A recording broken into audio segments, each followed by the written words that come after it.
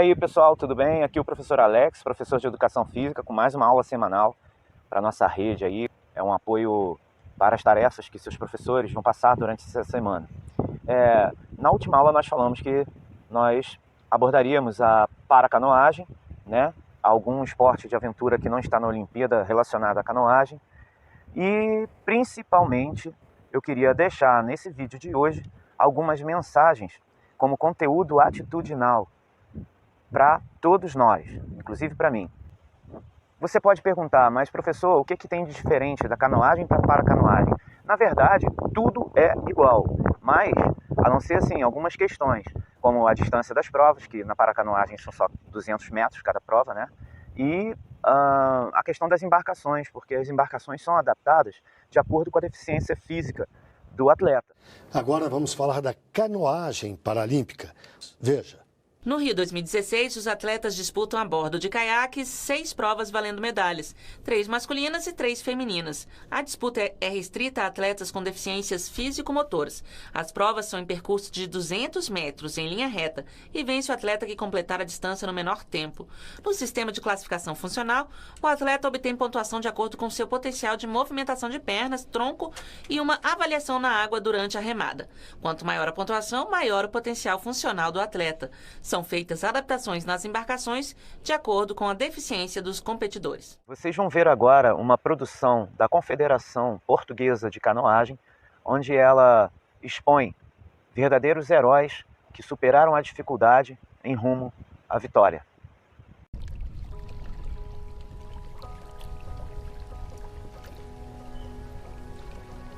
Contraí uma doença, não sei como, uma doença rara, que me fez ficar de cama.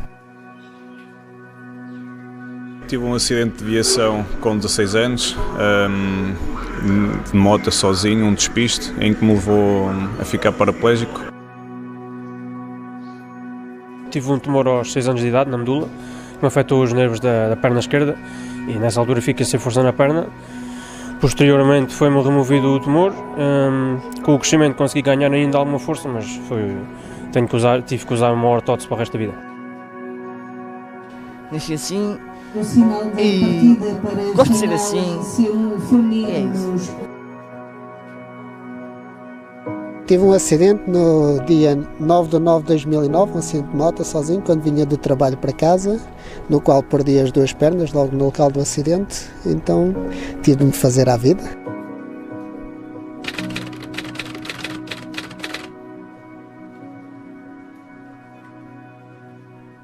São histórias como estas que nos conduzem ao contacto mais profundo da consciência e condição humanas. De um dia para o outro e devido às circunstâncias envolventes, viram-se confrontados para, com uma nova realidade, aceitar as suas deficiências e assim reconstruir as suas vidas. Foi no desporto da canoagem que encontraram o alento para seguir em frente, mesmo sabendo que não seria uma tarefa fácil e que muito teriam de trabalhar para conseguir vencer. Hoje, alguns fazem parte da equipa nacional de paracanoagem, ou seja, canoagem para atletas com deficiências físicas.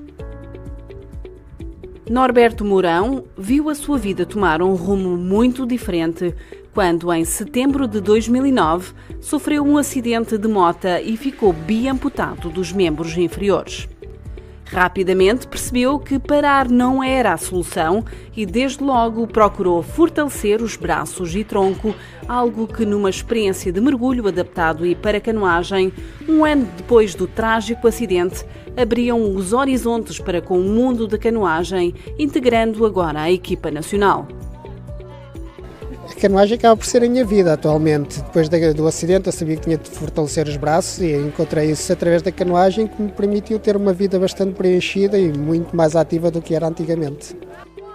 Hugo Miguel da Costa é um jovem de 17 anos que nasceu sem os membros inferiores. Não pertence à equipa nacional, mas encontrou na canoagem o desporto que carrega hoje no seu coração. Aceita bem a sua condição e, acima de tudo, é feliz. Eu gosto imenso de canoagem, gosto de praticar canoagem. A canoagem está no meu coração. Gosto de convívio, gosto do ambiente, gosto de tudo imenso. Adoro imenso. Devemos sempre mostrar quem somos, não devemos de nos esconder, de ter medo do que é que as pessoas vão pensar. Uma pessoa é assim, tem que mostrar que é assim, tem que ser feliz assim e tem que ser feliz, simplesmente. Não há nada de mal sem ser assim. Floriano Jesus é o mais recente membro da equipa nacional de paracanoagem e tem 33 anos. Também num acidente de moto viu a sua mobilidade ficar reduzida. Hoje aprende a lidar com a paraplegia de que de um dia para o outro lhe alteraram o percurso da vida, mas que dentro de água até consegue esquecer. Funciona como uma terapia, em que dentro da água somos praticamente todos iguais. E é um alívio, é um bem-estar dentro da água e fazer desporto, que é mesmo muita dedicação e muito empenho todos os dias a trabalhar para isto. A inclusão, para além de ser um tema que tem sido muito debatido na estratégia europeia, é um processo que acontece gradualmente, com avanços e retrocessos, isto porque os seres humanos são de uma natureza complexa e com heranças antigas, têm preconceitos e diversas maneiras de entender o mundo. A ideia de que deficiência é diferença está incorreta, sendo que a aceitação da continuidade da vida e do que ela ainda poderá proporcionar é, nestes casos, o mais importante a ter em consideração. A vida continua. Isto é uma etapa pela qual eles passaram e temos que ter esperança e temos que continuar porque há muito ainda para dar e há muita coisa ainda para fazer.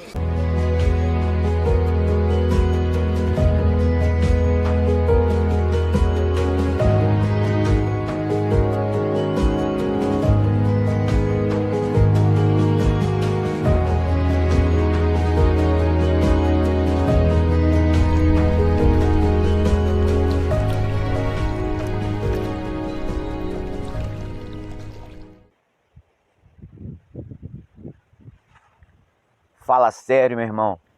Tá reclamando de quê aí, compadre? Você tem as duas pernas, você tem os braços, você tem a visão, você tem a audição. Tá reclamando de quê? Vamos lá, vamos agir, vamos pegar esses exemplos aí como força para nossa vida. Você que tá reclamando aí que tá com dívida dá para resolver. Mas aquilo ali, sem um membro para você... Imagina o dia a dia desse cara, como é que é, e compara com o teu, você vai ver que você é muito privilegiado. Bom, nós falamos aí já desde a outra aula, da aula anterior, nos esportes de canoagem, nas modalidades de canoagem que fazem parte da Olimpíada. Agora eu vou abordar uma que é muito praticada aqui no nosso município, em Casimiro de Abreu, Barra de São João, e alguns municípios vizinhos como Macaé, Lumiar. Esses locais têm muito essa atividade, que é fantástica, é casca grossa. Você vai ver aí, com vocês, o rafting, ou rafting.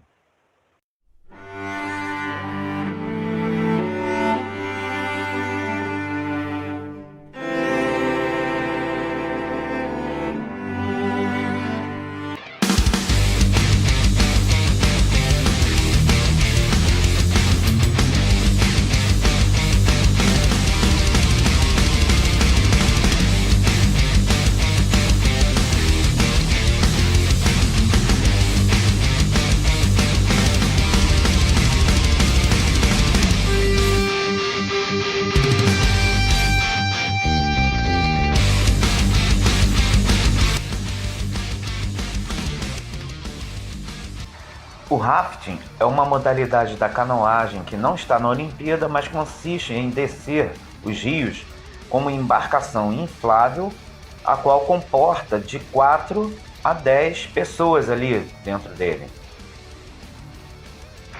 A competição é realizada em diversos rios que exigem diversas habilidades. A descida do rio é feita no rafting entre rochas, pode ser em obstáculos, em percursos bem perigosos, ou até em percursos mais calmos, que você consegue até contemplar a natureza. Agora, alguns percursos podem incorrer risco até de morte. É um esporte de equipe, todos têm que participar juntos.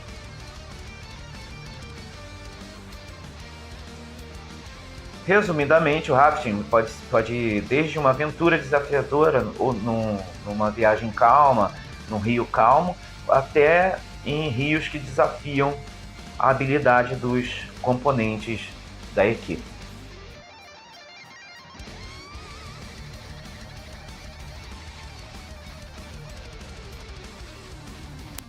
Repare nessa descida que cada um tem uma função, para não deixar o barco ir para um lado ou para o outro, e um que vai determinando quais movimentos devem ser feitos de acordo com a necessidade e dificuldades que o rio vai apresentando.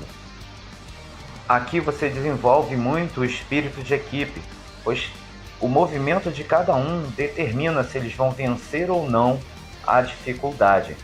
Repare, aí eles aproveitam a descida do rio, a força da água, né? Então estão sem movimentos, já que a força da corredeira lhes permite essa condição.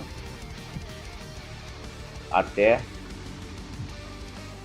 vencer o obstáculo, completando seu objetivo. Na história do rafting, existem algumas particularidades a serem contempladas. Ela nasceu como um meio de transporte que servia para o comércio de madeiras, né, nas regiões de florestas e países da Europa do Norte. Estas zonas eram de difíceis acessos e os rios eram o meio mais prático e rápido para se fazer o transporte daquilo que o povo necessitava. A primeira viagem de barco como experiência de rafting foi registrada em 1869 por John Wesley Powell. Esta aventura foi problemática e de elevado grau de dificuldade, visto que estes aventureiros não tinham nenhuma técnica, nem manobra, não tinham nenhum tipo de manobra treinada para movimentar os barcos. No pós-guerra, você vê aí, na Segunda Guerra Mundial, no final dos anos 40, passou-se a utilizar os rafts, resultando dos excedentes de material militar. Era feito para transporte de tropa, né? Eles serviam de apoio para os navios, né? E também para submarinos, como a gente colocou aí, os submarinos americanos também utilizavam isso. Foi nos anos 80 que o raft passou a ter um sistema inovador, sistema autoescoante. Ele tinha assim, começaram a colocar tipo uns buracos para que a água que entrasse no barco pudesse sair também, né? E assim a manobra seria mais fácil. Esse avanço foi muito importante, facilitando as descidas dos rios, com um raft mais leve e sem água, e o mesmo tornou-se mais manobrável, né? Com certeza, porque ele cheio seria muito difícil manobrar. E foi assim que nasceu o rafting, como desporto, né? Como um esporte, e que ainda não chegou na Olimpíada, mas possivelmente deva chegar. Sua estrutura resistente e maleável permite agora o transporte por entre águas agitadas em segurança, sem que o raft se quebre, e ao rebater contra as rochas na margem de um rio, ele acaba batendo na rocha, mas não sofre avaria. Temos as classificações dos rios.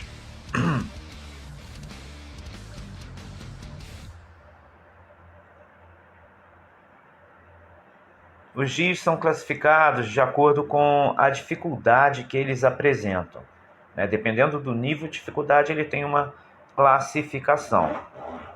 A classificação vai do nível 1, que é mais fácil, até o nível 6, que é de sobrevivência, é o mais difícil. Todos os novatos nunca devem se aventurar nos níveis mais altos, ok? Tem que ter alguém habilitado. Você tem que começar primeiro do nível 1. Os rios classificados entre os níveis 3 e 5 requerem uma grande experiência da pessoa.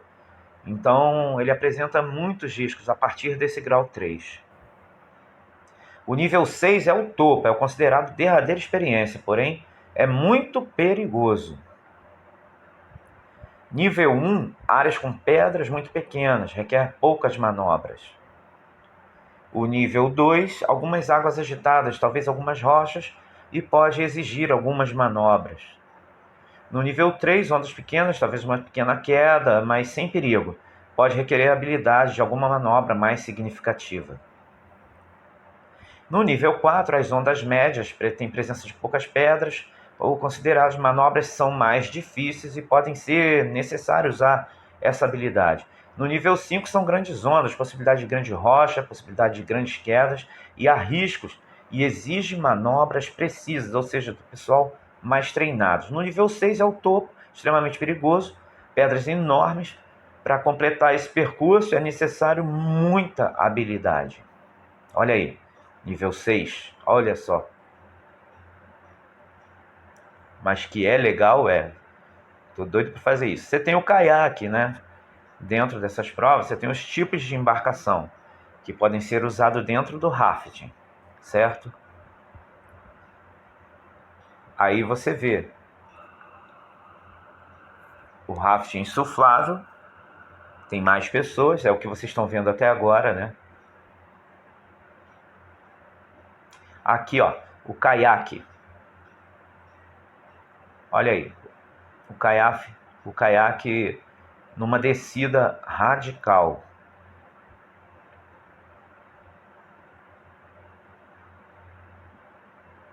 O soft kayak, ele é diferente, né? O outro é fechado. Esse aí a pessoa tá com as pernas assim para fora, né?